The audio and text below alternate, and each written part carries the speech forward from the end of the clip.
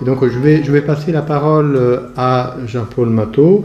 Bernard nous a introduit le dessin de l'objet, le rôle que Jean-Paul va assumer, c'est celui plutôt d'aborder l'au-delà de l'objet dans cette sous-couple objet-sujet. Donc je remercie Jean-Paul déjà pour l'organisation de cette matinée à nouveau.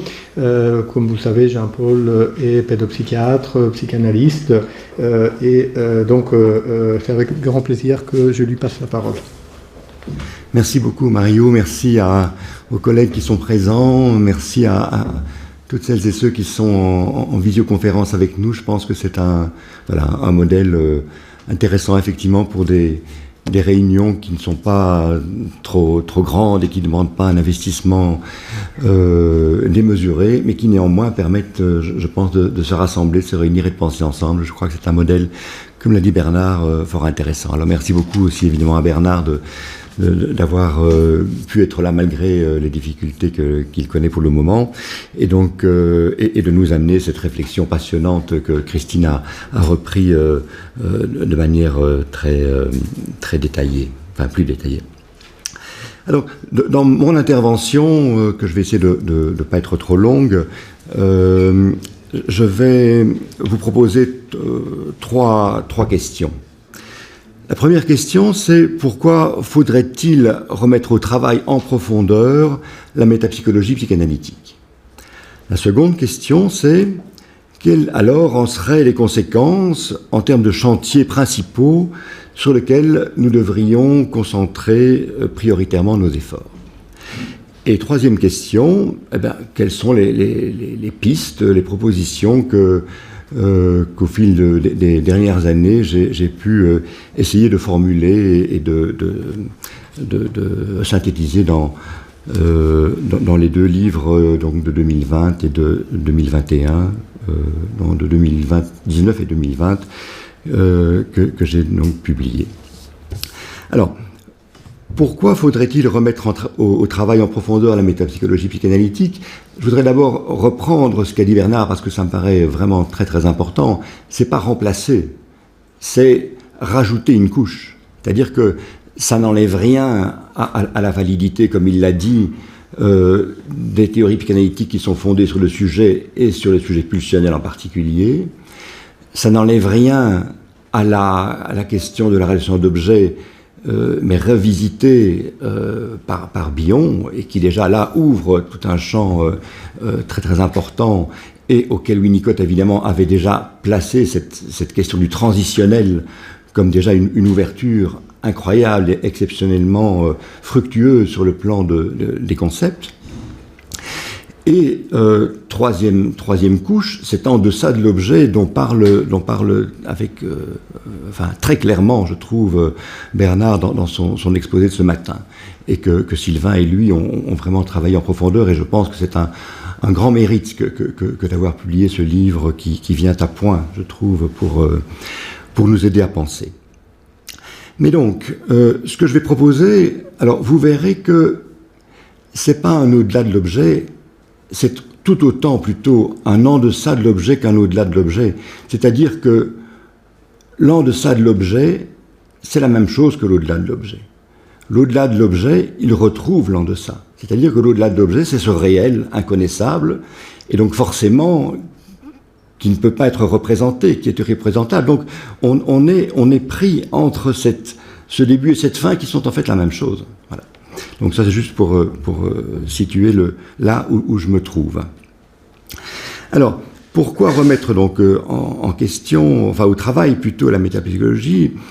Trois raisons majeures. Alors il y en a bien sûr bien d'autres, mais enfin je vais un peu simplifier le propos.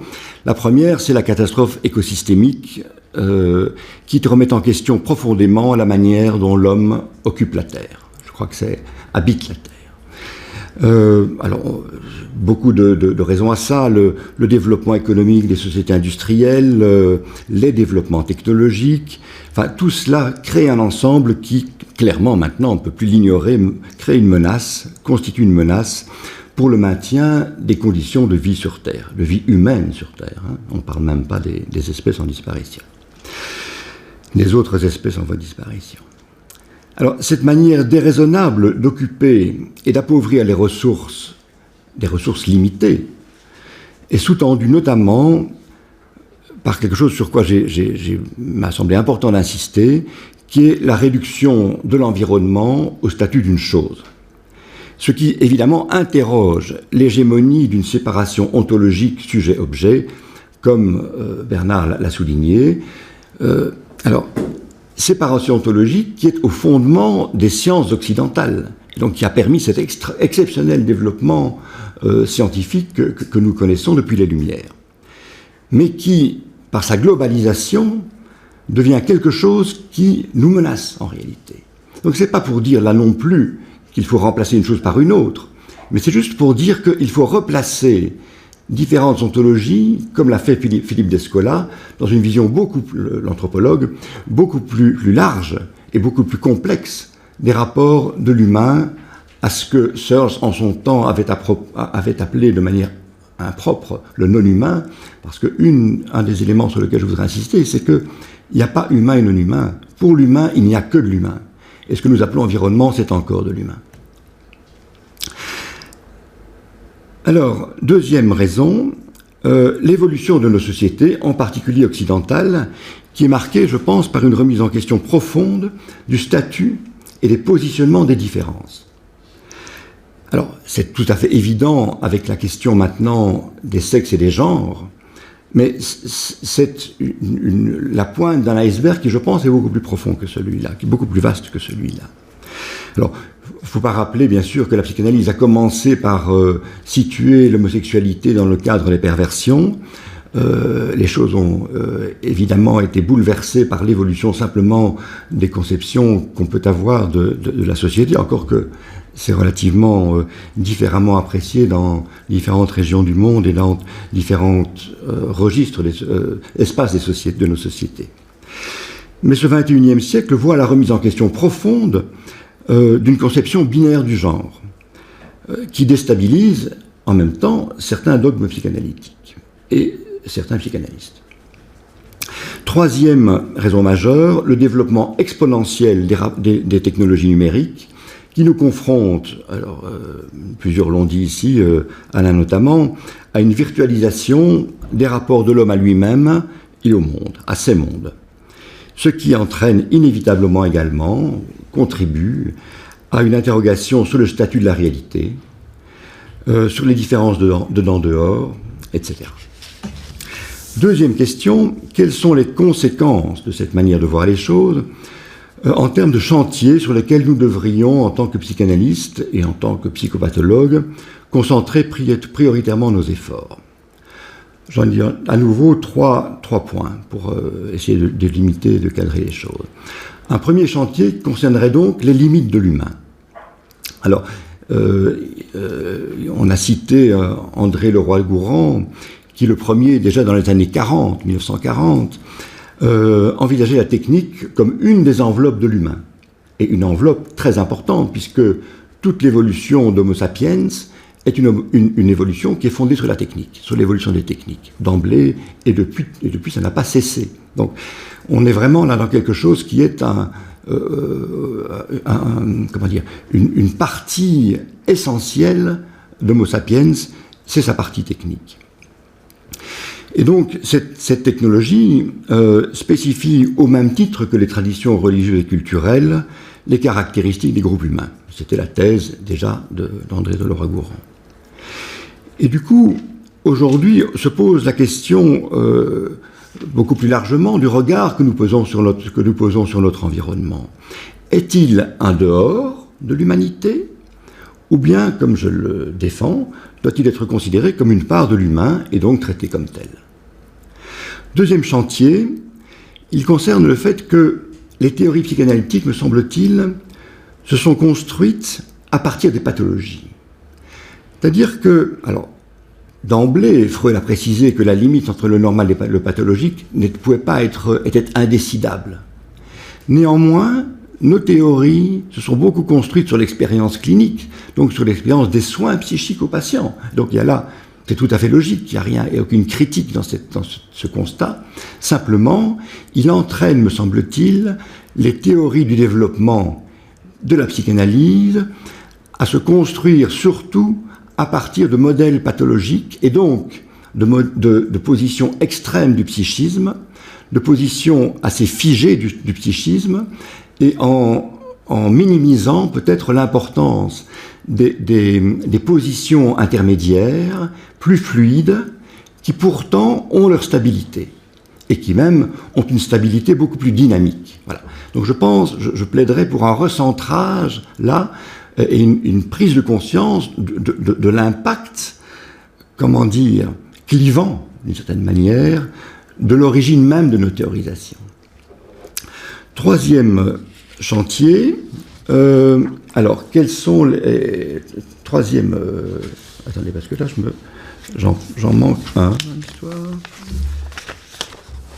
Oui, troisième chantier, il découle des précédents, mais c'est la question du statut de la réalité en psychanalyse. On a besoin, bien sûr, de penser qu'il y a une réalité interne et qu'il y a une réalité externe. On a besoin tout le temps de sentir qu'on a un dedans et qu'il y a donc un dehors. Mais je pense que c'est une illusion nécessaire, mais une illusion. C'est-à-dire que, pour moi, il n'y a pas de dehors à l'humain. Mais on a besoin, pour se sentir exister, de se construire continuellement des dehors. Mais ce que je voudrais souligner, c'est que l'existence de niveaux de réalité hétérogènes, comme par exemple les questions du genre, comme Internet, comme les questions liées à la catastrophe écosystémique, nous obligent à le penser. Ces dehors sont des dehors construits et sont des dehors multiples qui rendent compte de la diversité des réalités entre lesquelles et dans lesquelles nous nous mouvons. La réalité de la nuit, du rêve, du sommeil, la réalité de quand nous sommes concentrés sur une tâche, la réalité de quand nous sommes en train de nous reposer en rêvant dans notre jardin à l'ombre en écoutant le chant des oiseaux, la réalité que nous avons quand nous jouons avec un jeu vidéo, la réalité d'écouter dans une salle de spectacle un concert ou une représentation de danse. Tous ces états dans lesquels nous sommes à ce moment-là ne sont pas les mêmes. Nous sommes dans des niveaux que j'appellerais, alors j'en viens à mon troisième point, des configurations psychiques. Donc, niveau de réalité hétérogène. Et donc j'en viens maintenant à ma troisième proposition, qui est, au fond, qu'est-ce que moi j'ai essayé de mettre en place comme pensée de la métapsychologique. Eh bien, je le formule en termes de ce que j'ai appelé le soi disséminé.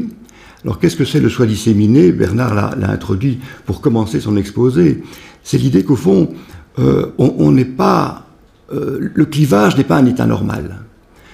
Soit le clivage, ce sont des défenses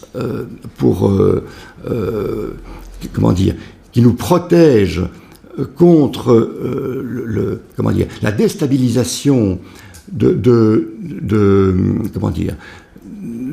représentation, d'affect qui nous déborderait et risquerait de nous désorganiser beaucoup plus profondément. Ça, c'est des clivages pathologiques. Et puis, bon, en son temps, je crois que c'est Gérard Bell qui avait fait tout un travail au Roman sur le clivage fonctionnel. Mais le clivage fonctionnel, c'est plus du clivage, c'est du passage entre des configurations psychiques. Dès qu'on passe d'une configuration à l'autre, on passe d'un niveau de réalité à l'autre. C'est ça, les clivages fonctionnels. C'est plus les clivages au propre sens du terme. Donc ce concept de soi disséminé, ce sont des configurations qui répondent, qui organisent nos appréhensions multiples de niveaux de réalité hétérogènes, mais ils partent d'un fond informe. Alors je pense que ça, c'est le grand apport de Winnicott, de l'avoir pensé d'une manière extrêmement accessible à travers son concept d'informe, mais qui est lié au concept de transitionnel. Donc c'est vraiment quelque chose qui a beaucoup aidé les cliniciens à accéder à ces niveaux. Et Bion l'a fait autrement, plus tardivement, dans son œuvre. Enfin non, Winnicott c'était tardif aussi, enfin non, transitionnel c'était d'emblée, mais il a accentué la question de l'informe à la fin de son œuvre à partir de son livre Jeu et réalité. Et Bion, alors part de haut dans les transformations de haut, mais arrive vers un haut qui est autre, qui est l'irreprésentable, la tendance vers haut, et je trouve que, enfin, je pense qu'il rejoint là cette question de l'informe unicotien. Un grand regret que j'ai, c'est que ces deux-là, je n'ai jamais discuté ensemble. Si Billon et Winnicott avaient pu parler, discuter, je pense qu'on aurait gagné 20 ou 30 ans. Mais bon, c'est l'homme. Donc ce fond informe du psychisme, permanent, parce que c'est pas qu'une origine, il est tout le temps là. On est tout le temps là. Le transitionnel, évidemment, de Winnicott, on le conçoit comme étant tout le temps, enfin pas tout le temps, mais assez présent justement pour nous permettre de supporter cette différenciation sujet-objet dans laquelle nous sommes forcément tout le temps. Mais l'informe, je le conçois comme un fond à partir duquel émergent nos différenciations. Et un fond par lequel je pense qu'on repasse quand on change quand on passe d'une configuration psychique à une autre. Bon, c'est des hypothèses. Voilà. Donc, je voudrais peut-être terminer en disant que cet informe, il est peut-être difficile à se représenter. Le haut de Billon est énormément, l'informe de Winnicott, un peu plus parce qu'il en parle dans sa clinique. Et le transitionnel est un concept avec les objets transitionnels qui nous donnent une manière de l'appréhender. Sauf que les objets transitionnels, c'est déjà plus du transitionnel, à mon avis. Ce qui est transitionnel, c'est les phénomènes transitionnels. Mais dès qu'on est dans l'objet, on n'est plus dans le transitionnel. Donc je pense qu'il y a là une... Mais, alors j'ai lu récemment un livre qui m'a passionné, qui est le livre d'un philosophe, qui s'appelle Bruce Bégou, qui est un professeur de philosophie à l'université de Bordeaux, et son livre est intitulé « Le concept d'ambiance ». Alors je pense, et il insiste sur le fait que nous vivons tout le temps dans des ambiances, et que nous ne faisons que passer d'une ambiance à l'autre. Et je pense que ça approche de très près cette idée des configurations. Et ça approche également de très près une manière qu'on pourrait avoir de se représenter déjà quand même quelque chose de cet informe qui nous entoure. Les ambiances, c'est ce qu'on peut appréhender d'un informe qui n'a pas encore pris forme, mais qui est néanmoins déjà là. De la même manière qu'avec beaucoup de clarté, je pense, Bernard nous a montré qu'on est d'abord en relation avec l'objet avant que l'objet lui-même se constitue comme tel, eh bien je pense que avant d'être en relation avec l'informe, on passe par des ambiances. Et que ces ambiances nous mènent vers quelque chose alors où l'objet a un fond, acquiert un fond. Mais l'objet d'une ambiance X n'est pas le même objet que l'objet d'une ambiance Y. La mère d'une ambiance énervée quand elle est pressée ou exaspérée par les cris de son nourrisson n'est pas la même mère qui l'accueille dans son sein et le nourrit. Ce sont des mères ambientielles différentes. Et c'est là que je trouve qu'il y a qu'on se rejoint très très fort, Bernard, Sylvain et moi, dans notre conception, c'est qu'il y a d'abord un mouvement. Et ce mouvement, il est vers une enveloppe, il est dans une enveloppe, il se fait à travers une enveloppe. Et l'ambiance, je trouve, est un intermédiaire tout à fait pertinent pour nous permettre d'aborder ça. Et je terminerai simplement pour, effectivement, reprendre cette idée de la mère environnement de Winnicott. Parce que, avant la mère environnement, il y a une ambiance placentaire. Christine a pointé cette notion de l'espace placentaire. Il y a une ambiance placentaire. Et cette ambiance placentaire, je pense qu'elle se poursuit par la mère environnement. Et je pense que là, on n'est pas dans le pulsionnel. Voilà. Et c'est ce que la psychanalyse française a beaucoup de mal à accepter. Mais je pense que c'est vraiment très important. Voilà. Merci beaucoup pour votre attention. Et je cède donc la parole à la discutante qui m'a fait le très très grand plaisir d'accepter mon invitation et de venir de Lisbonne pour nous faire entendre son point de vue. Merci Jean-Paul. En effet, je passe la parole à Conceição Tavares d'Almeida, qui est pédopsychiatre, psychanalyste et qui est membre de l'EPA, du conseil d'administration au nom du Portugal. Bon, merci. D'abord, merci pour l'invitation. Je ne suis pas pédopsychiatre, je suis psychologue.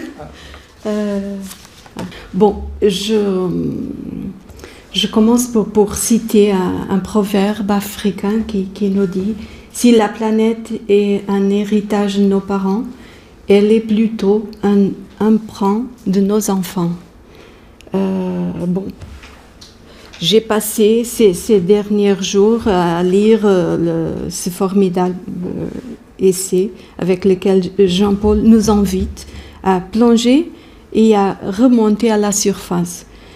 Plonger à la recherche de nos origines en tant qu'être humain, mais aussi en tant que psychanalyste au XXe siècle, et revenant à la surface pour respirer, pour s'attirer vers l'autre en se laissant surprendre par cet inconnu, inconnu. Jean-Paul annonce l'intention en même temps d'élargir et d'approfondir la métapsychologie psychanalytique à partir du rapport entre l'humanité et l'environnement. Sa proposition sur 3 vertex dont il nous a parlé, il vient de nous parler, nous pousse vers une évidence, la séparation axiomatique binaire et cartésienne, sujet-objet, dedans, dehors, féminin, masculin, analogique, virtuel, ne rend plus compte des frontières de l'humain et ceci interroge les modèles psychanalytiques sur le statut de la réalité. Cette conception métapsychologique qui ose ouvrir la psychanalyse à la considération de l'environnement travaille elle-même avec une plasticité capable de réunir différentes contributions de différents auteurs, comme Louvre le montre de manière assez rigoureuse mais aussi créative, autour des épistèmes fondatrices, la pensée psychanalytique aussi. Jean-Paul, je pourrais le citer, il nous dit « Je propose le concept soit environnement pour rendre compte à la fois de la persistance en chaque individu d'une matrice pré-individuelle et tout autant de l'impossibilité d'envisager les enveloppes de l'humain indépendamment du milieu qui émerge comme tel en même temps. Au fond, il s'agit aujourd'hui d'envisager le psychisme du point de vue poétique, systémique et néanmoins toujours unique dans sa proposition de comprendre la nature humaine dans les dimensions subjectives, inconscientes, adaptatives et potentielles. Entre des pauses, je suis tombée sur un reportage à la télé sur le risque d'extinction des orang-outans. J'étais frappée par la découverte qui, en réponse au stress, les chercheurs ont trouvé des comportements cannibales chez les jeunes mères. Immédiatement, j'ai pensé à une jeune femme que je suis en psychanalyse et je me rends compte que cela configure bien des particularités voyant contemporaines dont cet essai nous parle. Lisa, je vais l'appeler comme ça, a 28 ans. Ses parents sont divorcés, mais ils vivent toujours ensemble comme un vrai couple. Ils vivent dans une région rurale, mais travaillent dans le secteur secondaire. Ayant des relations difficiles avec leurs parents, qui étaient analphabètes, ils ont mal intégré les rôles traditionnels féminins et masculins. Lisa a toujours été considérée comme son papa, et là je crois que c'est pas dans la place d'une métaphore, je crois que c'est plutôt dans la place d'une équation symbolique. C'est comme si elle était son papa. Non, elle l'a compris comme ça. Elle a l'air très masculine et elle se dit bisexuelle. Des grandes attentes étaient placées sur son frère aîné qui est devenu un alcoolique. Piégée dans un monde où on ne nous manque rien. D'un point de vue matériel, Lisa éprouve une grande souffrance car elle ne se sent jamais entendue, reconnue, ni même vue. Au but de son adolescence, sa grand-mère est décédée d'un cancer de l'utérus. Pendant cette période, sa maman a aussi développé un cancer similaire. La maman a passé beaucoup de temps à l'hôpital et finalement, elle a survécu, mais au prix d'une ablation totale des organes génitaux internes, à la suite de quoi elle a abandonné toute activité sexuelle. À propos de sa naissance, de Lisa, sa mère disait d'habitude que le choix d'avoir des enfants est l'acte le plus égoïste au monde, propos que Lisa avait du mal à comprendre. Les premiers temps de son analyse, Lisa racontait des rêves où la présence des viscères, des parties du corps amputées et des scènes de cannibalisme étaient très fréquentes. Jean-Paul met en lumière des enjeux du futur en termes de déni omnipotent, notre fragilité, de notre finitude. Bien sûr, les phénomènes liés au racisme, à la durabilité, la sustentabilité écologique sont éclaircis par ce point de vue. Je voudrais ajouter d'autres problèmes contemporains. Au niveau social, par exemple, les mouvements radicalisés du politiquement correct, mais aussi en termes d'intimité, attirant l'attention sur la perte d'intérêt sexuel ou même l'infertilité dans de nombreux couples qu'on s'aperçoit à la clinique. Je travaille beaucoup avec ces aspects-là. Dans la première situation, je pense non seulement à l'importance de l'utopie comme attracteur matriciel, mais aussi aux dystopies et leur rôle en tant qu'espèce d'alter ego de la psychanalyse portée par la culture dans le champ social. Et là, en vous écoutant, je me souvenais du film Matrix, dont tout le monde connaît bien, qui c'était le trigger, comme on dit, ce qui a déclencheur d'un état psychotique chez une jeune fille que j'accompagnais à l'époque. On dit que l'enfer est plein de bonnes intentions. Il y a un danger dans le clivage pathologique qui ne fait commenter la violence, faute de pouvoir l'exprimer et faute de pouvoir se positionner par rapport aux autres antagonismes du réseau. Seule la liberté permet de répondre à la violence, l'attaque à la liberté, car seule la différence peut cadrer le différent.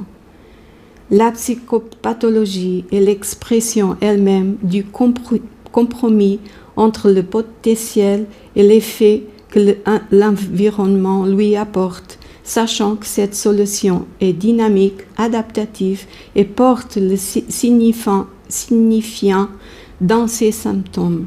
Ainsi, chacun de nous devient l'autre que nous voyons dans une réalité qui n'est plus qu'une construction. Dans ce contexte, toute subjectivité renvoie à l'idée de communication, ce que veut dire qu'il y a toujours l'idée de l'autre, contenant selon Bion, même bienveillante selon Winnicott, par rapport auquel nos attentes évolutives sont engagées. Selon les hypothèses que Jean-Paul nous propose, ça passe par des mouvements permanents. Les références au problème de la toute-puissance sont très intéressantes, puisque Jean-Paul nous propose un point de vue à partir de la destructivité aussi. La nature de l'indifférenciation ou de la non-différenciation envers l'autre dépendra en grande partie du sort de cette frustration, de la compréhension et de l'interprétation de la haine qui devra faire l'objet des réflexions. Ces réflexions ont une influence du point de vue de la pratique, de la théorie, mais aussi de la théorie de la technique. Ainsi, transfert et contre-transfert font partie d'un champ de force inconscient où, d'une part, il y a un appel à la répétition, mais celui-ci oscille face à la propre réalité, la mondividence de l'analyste. En ce sens, le cadre porte dans sa plasticité la possibilité de transformation. Bleger, dont Jean-Paul nous a cité, distingue dans les interprétations qui utilisent le clivage celle qui provoque une réintrojection, distinguant l'analyse de la projection, du transfert, de celle où le dedans et le dehors du patient se confondent. Comme nous montre bien Jean-Paul, la délicate, et je cite, la délicate position transitionnelle, le clivage chez l'analyste est à la fois ce qui permet l'analyse et ce qui menace de détruire le processus analytique. L'hypothèse transitionnelle soutient un fonctionnement psychique, investissant une pluralité de niveaux d'organisation correspondant à des espaces psychiques hétérogènes et à des modalités plurielles de rapport entre l'individu et ses mondes. Arguant le concept de soi disséminé dans une perspective unifiée de systèmes dynamiques complexes, Jean-Paul cite aussi Scarfone pour expliquer la fonction de transduction de traces. Scarfone parle sur le bruit irritant.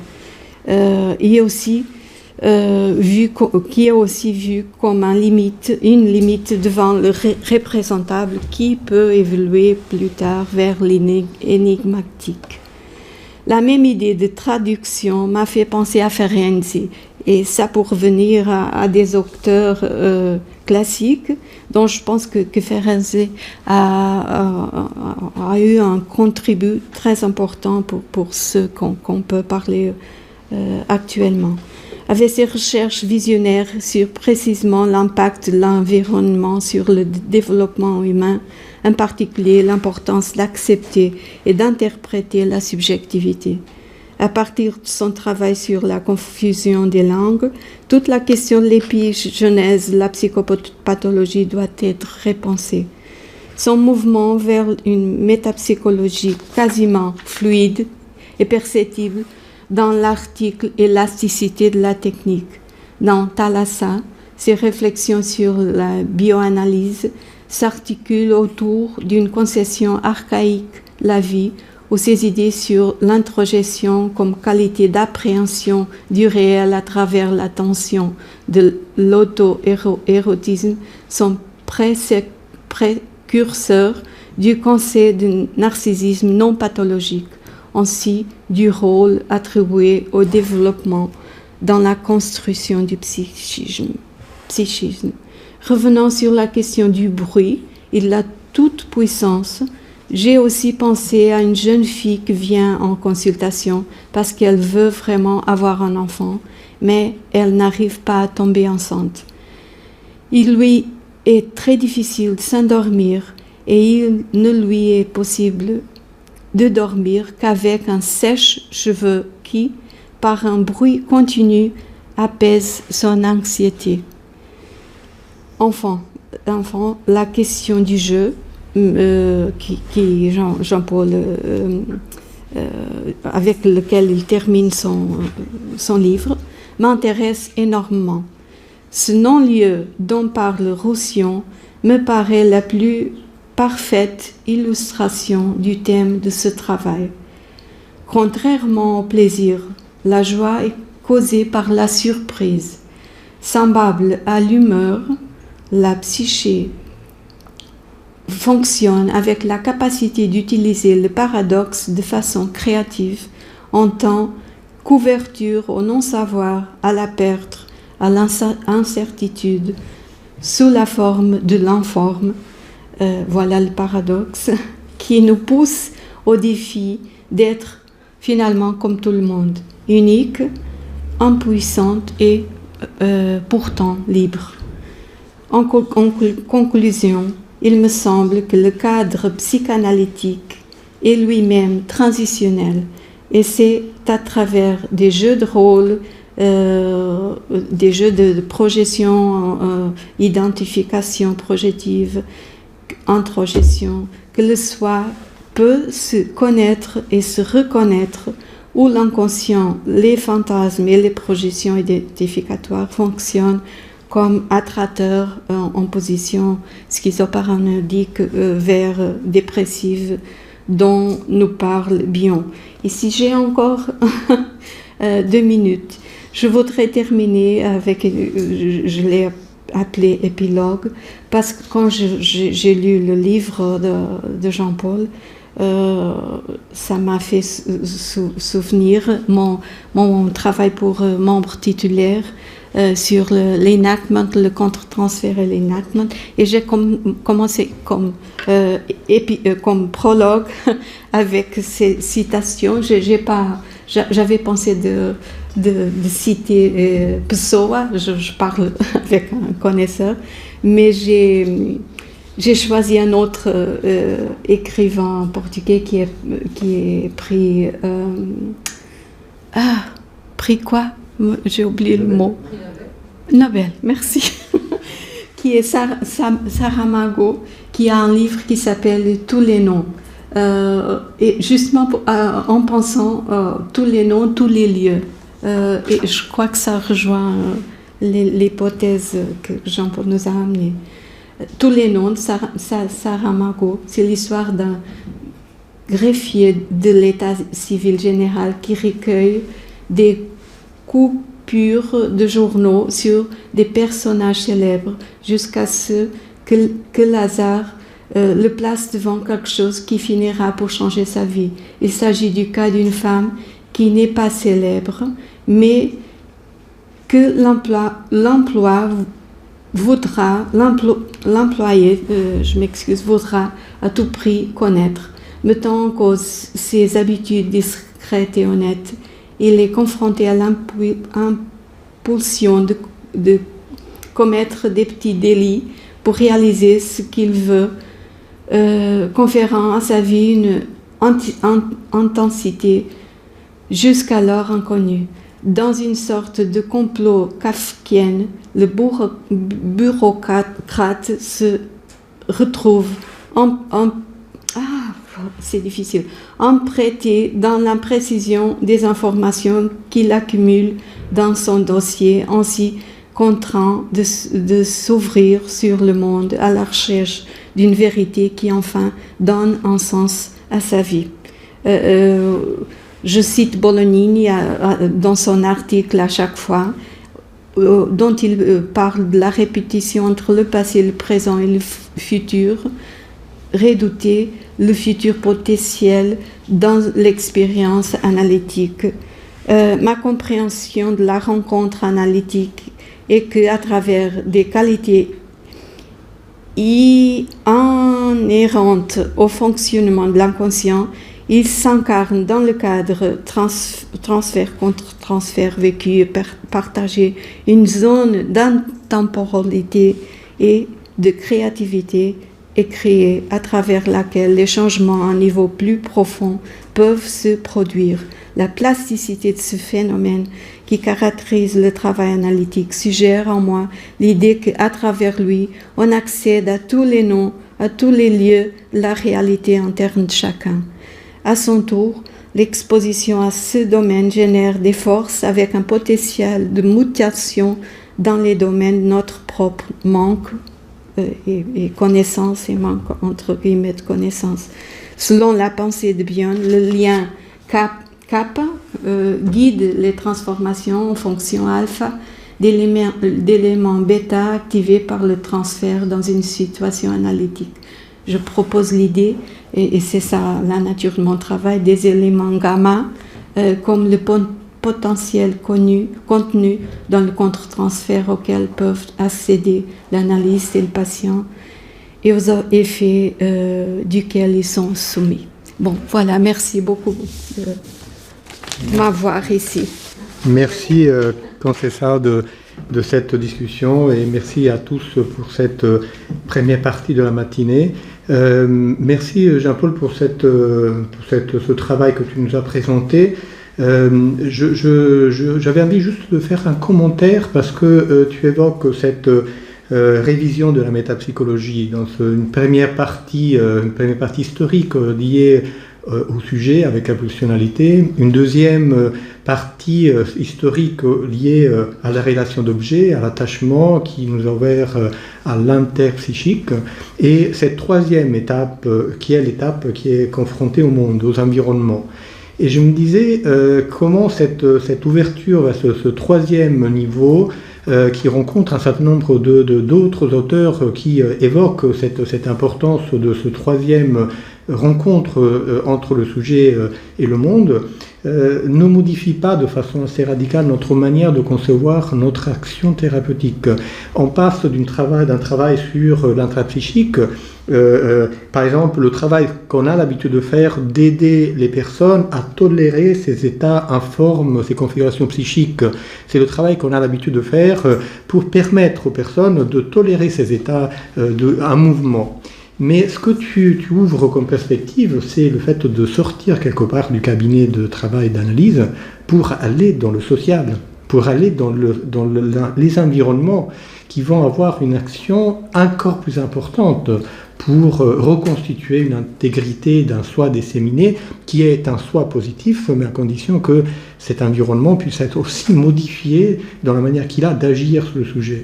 Et donc c'est aussi un changement dans notre manière de concevoir le travail qu'on fait. En tant que pédopsychiatre, on a depuis longtemps pris le parti d'aller vers, mais cette conceptualisation que tu fais nous pousse encore plus dans cette direction, et je pense que c'est vraiment un sujet de discussion importante qui va au-delà de la question métapsychologique vers la pratique et la pratique thérapeutique. Donc je propose de faire la pause et je remercie tous déjà de cette première partie de la matinée passionnante. Merci à tous.